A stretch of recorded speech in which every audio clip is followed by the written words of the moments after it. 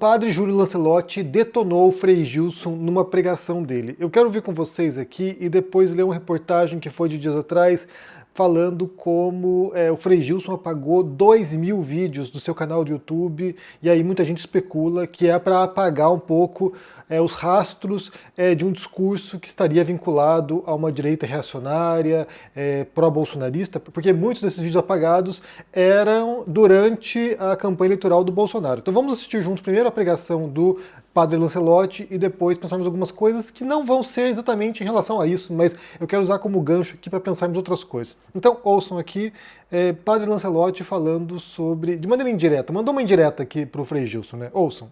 Da manhã, e nós vamos juntar mais de 1 milhão rezando o terço. Não é isso. Você pode rezar o terço às 4 da manhã e às 6 chutar um morador de rua para a rua.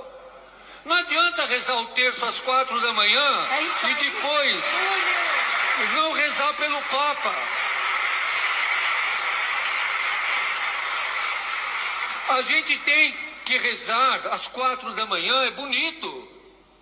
Mas depois, quantos vão pegar o metrô para ir trabalhar, levando a marmita que nesse calor azeda a comida e não tem onde comer? Então a gente tem que rezar sim, mas tem que viver o que reza. Não adianta rezar e depois não servir aos mais pobres, aos fracos e aos pequenos. A gente reza assim. Eu vou marcar um terço lá na Missão Belém, já que vocês rezam de madrugada também. E saber isso, pode rezar de madrugada, é muito bom. Mas quando for 6 horas da manhã, vai levar um café para o irmão de rua. Vai levar um pão para o irmão de rua, que em muitos abrigos, como os da prefeitura, às 6 horas da manhã os põe todo na rua outra vez. É preciso que a gente seja coerente. A oração nos leva para Deus, para a gente levar Deus para os irmãos. Então, e aí como eu falei, isso aqui também já vem na esteira, né, de uma reportagem que foi do Estadão, bem, vários jornais noticiaram isso, a manchete é: Frei Gilson faz limpa e remove mais de 2.000 vídeos no YouTube após ser tragado pela política. E aí mostra aqui como ele apagou, né? Isso aqui foi até 2 dias atrás, 3 dias atrás, tinha apagado 2.022 vídeos, e aí, como eu falei, isso aqui, muitos desses vídeos eram de 2022, quando houve a campanha eleitoral do Bolsonaro. E aí que inclusive, né, críticos do ex-presidente resgataram vídeos em que o frade dissemina pensamentos conservadores. Em junho de 2021, ele apareceu rodeado por bandeiras do Brasil e pediu para que Nossa Senhora livrasse o país do flagelo do comunismo. Então, assim, a gente comentou aqui recentemente, né, sobre esse caso Frei Gilson, quando um trecho de uma pregação dele apareceu, no qual ele criticava o empoderamento feminino, como a mulher ele era auxiliar do homem. Muita gente veio dizer que está fora de contexto o vídeo. Mas o que aconteceu foi que muita gente que foi criticar o Frei Gilson, houve uma tentativa de desqualificar o que foi dito, porque ou não seria católico, ou não seria cristão, ou simplesmente é de esquerda, portanto vai criticar quem é religioso, vai criticar o Frei Gilson. E aí eu entendo que muita gente pega, por exemplo, esse vídeo agora do Padre Lancelotti, né, que está viralizando, esse vídeo está sendo divulgado aí. Muita gente de esquerda utiliza isso justamente para embasar a sua crítica ao Frei Gilson. Ou seja, estou usando a autoridade do Padre Lancelotti, ou seja, um padre católico que está criticando a postura de um colega ali, né, de um companheiro de fé, de um outro sacerdote, né. E aí, como eu falei, eu quero usar isso aqui como gancho para entendermos como funciona o uso de certos recursos retóricos para defendermos certas ideias. Inclusive, quero responder aqui alguns haters que apareceram nos últimos dias quando eu comentei a treta dos comunistas, né. Então eu vou juntar 2 coisas aqui que estão relacionadas.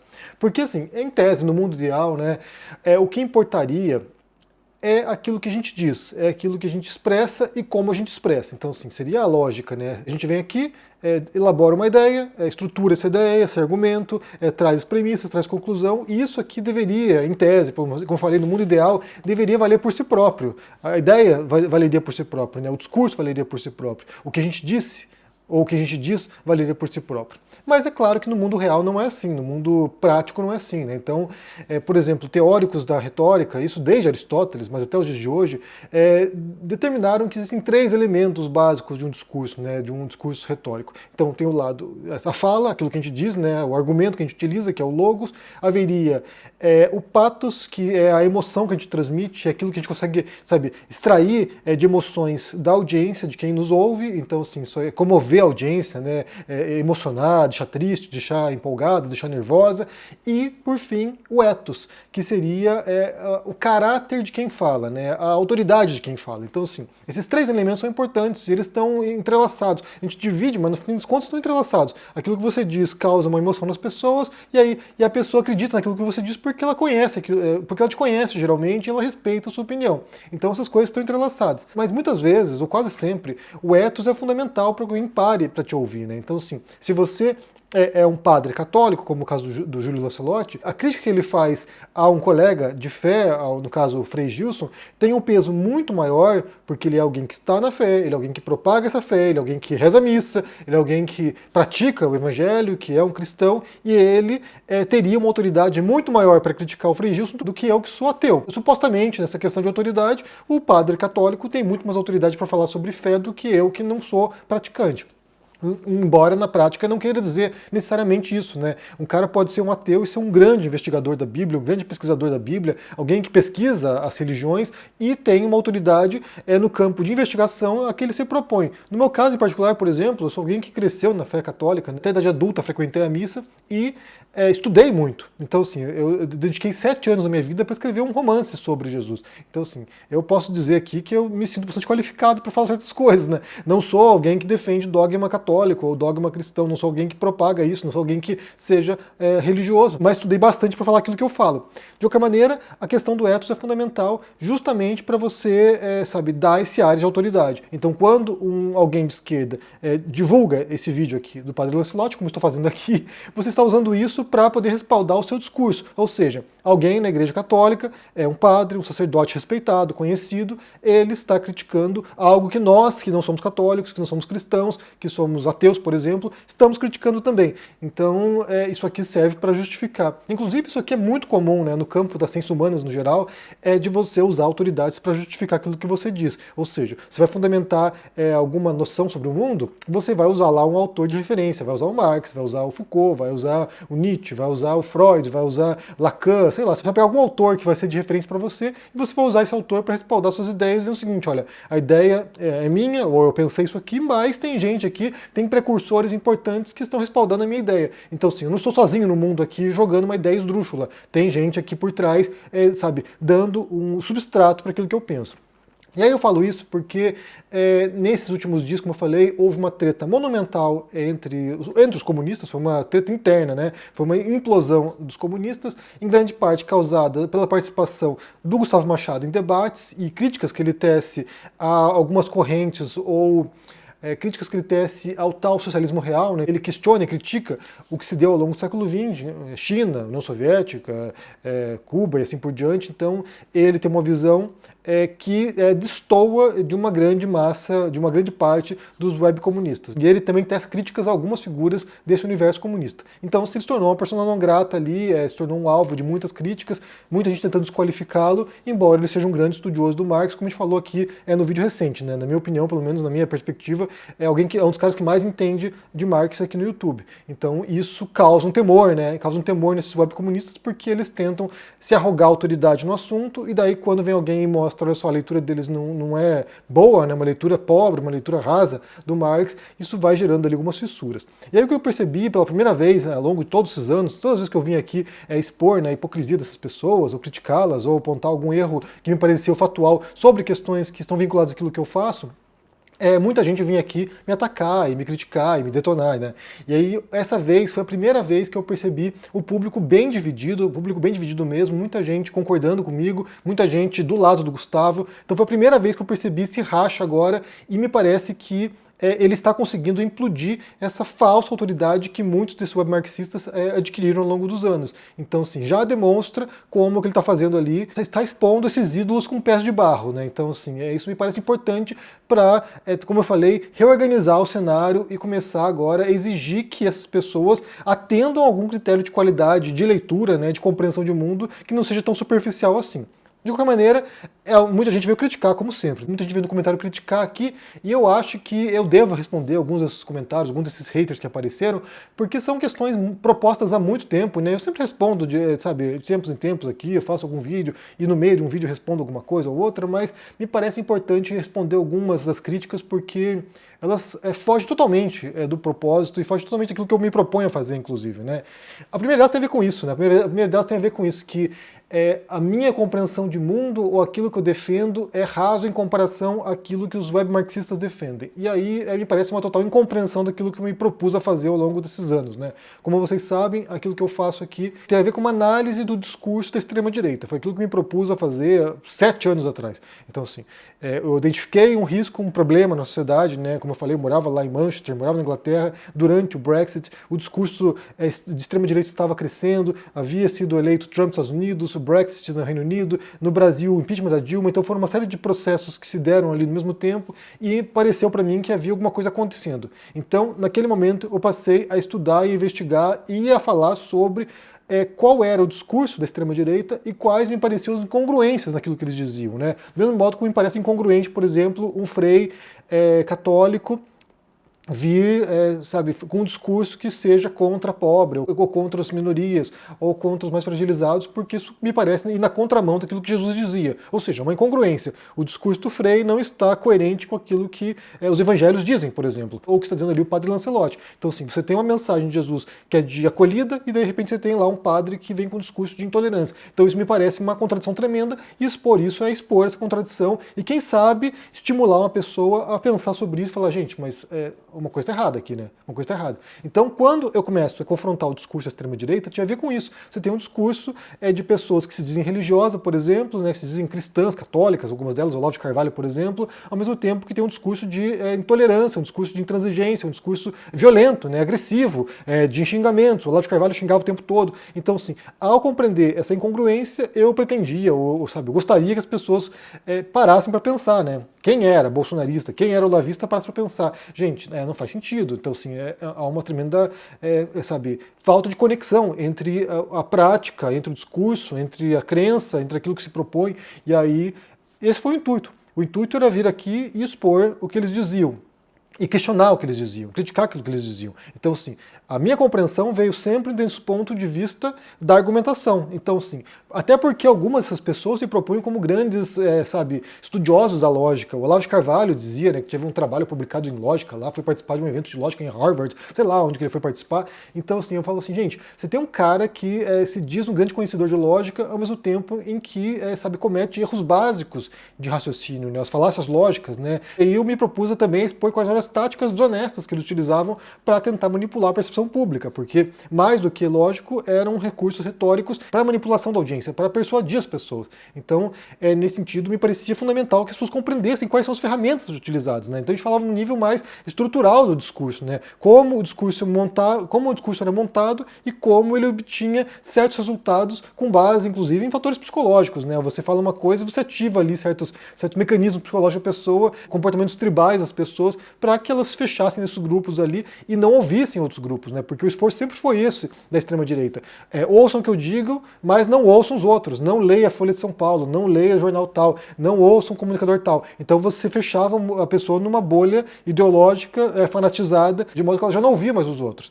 E aí isso leva a essa polarização política no Brasil, né? Vai acentuando a polarização. E aí o papel das redes sociais nisso. Então isso sempre foi objeto de estudo aqui e sempre foi objeto daquilo que a gente falava aqui no canal. Então, assim, não estava falando sobre capitalismo, sobre economia, nunca me propus falar sobre isso. Então, dizer que eu não faço aquilo que eles fazem é porque eu não me proponho a fazer o que eles fazem. Nunca abordei a questão da economia aqui, raríssimas vezes abordei de maneira muito tangencial. Então, assim, esperar que eu faça o que eles fazem é não compreender aquilo que eu me proponho a fazer. Primeiro ponto, né? E outra coisa também tinha a ver com a compreensão deles sobre algumas coisas, né, sobre algumas referências que eles liam e traziam para cá. E aí, claro, referências que eu conhecia ou que eu adotava, ou que eu já tinha leitura prévia, era muito mais fácil eu contestar. Por exemplo, quando o Nando Moura vinha e dizia que nazismo era de esquerda, o tema do fascismo, o tema do nazismo era um tema que eu estudava bastante. Então, assim, eu não precisava fazer um esforço muito grande de ter que procurar as referências para poder contestar o que ele dizia. Bastava pegar aquilo que já tinha aqui, reler alguns trechos, rememorar algumas coisas e vir contestar. Então, assim, era muito fácil, enfrentar algumas bobagens que eles diziam. Ou mesmo algumas referências que eles mencionavam e que eram de fácil acesso, que eu podia ler rapidamente e poder mostrar como a leitura deles era pobre, né? Uma leitura fraca, uma leitura insuficiente. Só que mesmo assim, ainda assim, havia algumas questões nas quais eu não ia adentrar. Por exemplo, quando o Olavo de Carvalho falava sobre Kant, eu não sou um especialista em Kant, eu não sou comentador de filosofia, eu não sou alguém que conhece profundamente a obra do Kant e nem sequer vou me propor a ler toda a obra do Kant para saber onde o Olavo de Carvalho estava certo e onde ele estava errado.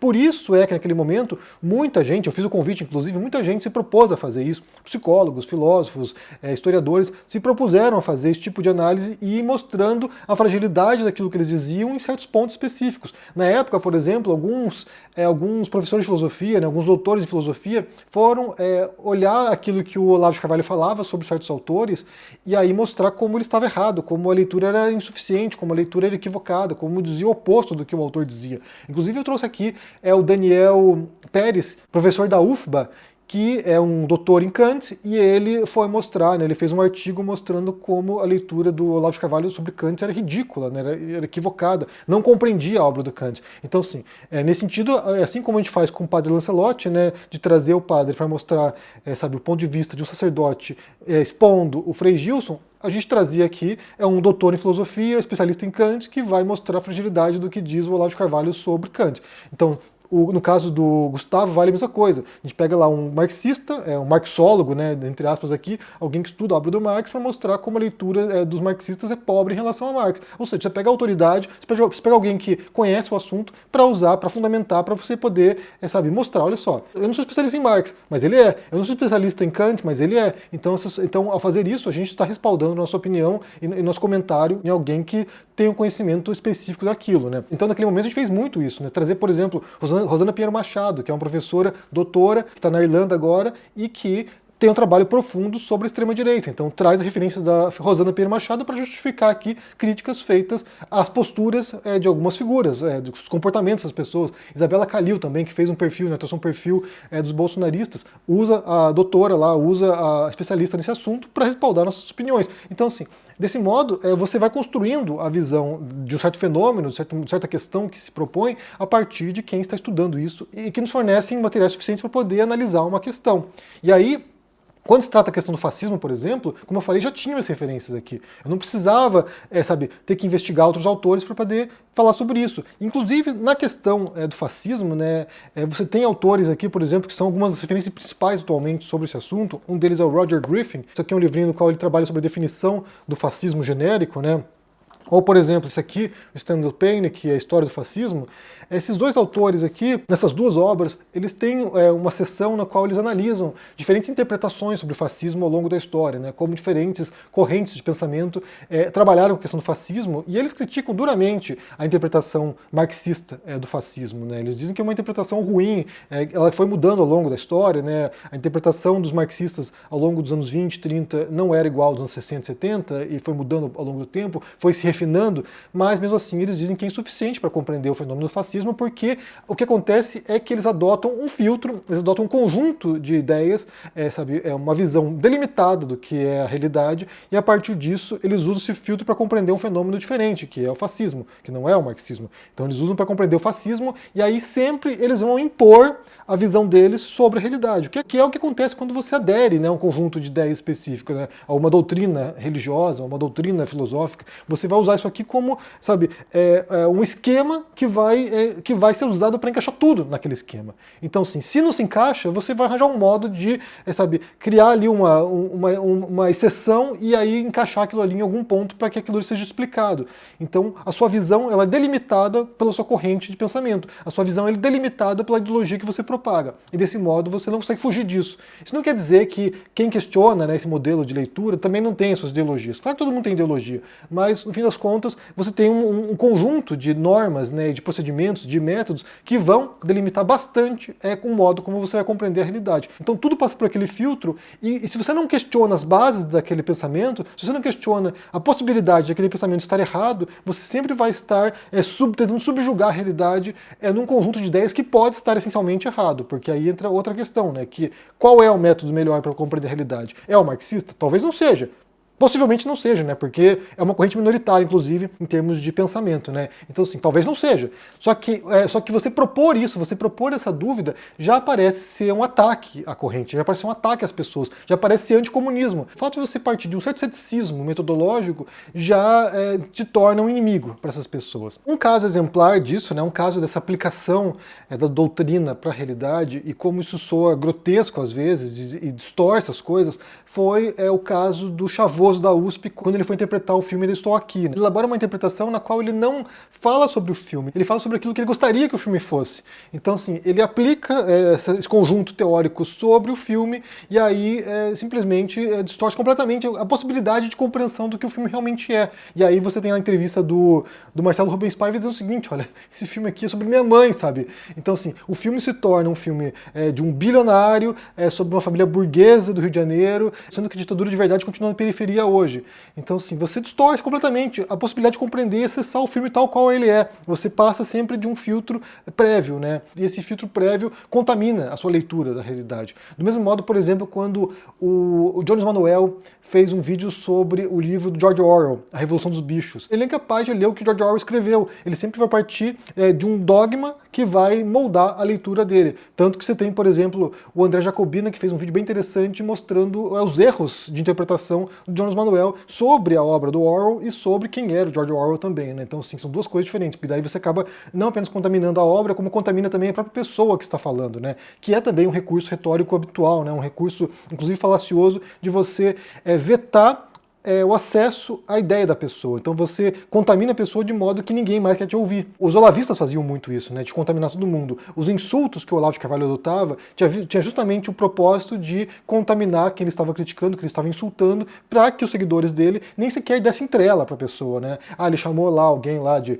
ridículo, de merda, sei lá, de piroca, não sei o que. Ele faz isso, daí os seguidores dele já têm um preconceito em relação àquela pessoa. Por que eu vou parar para ouvir o piroca? Por que eu vou parar para ouvir lá o pirrola? Não sei. Não vai parar para ouvir, porque a pessoa já está contaminada. Então, o que eu percebo também na bolha dos webcomunistas, que eles fazem isso frequentemente, ou seja, já contaminam as pessoas, criam uns rótulos, tem uns rótulos ali que eles utilizam, esses rótulos já são usados para contaminar a pessoa, de modo que os seguidores nem sequer parem para ouvir. E aí, mais uma vez, repito, né?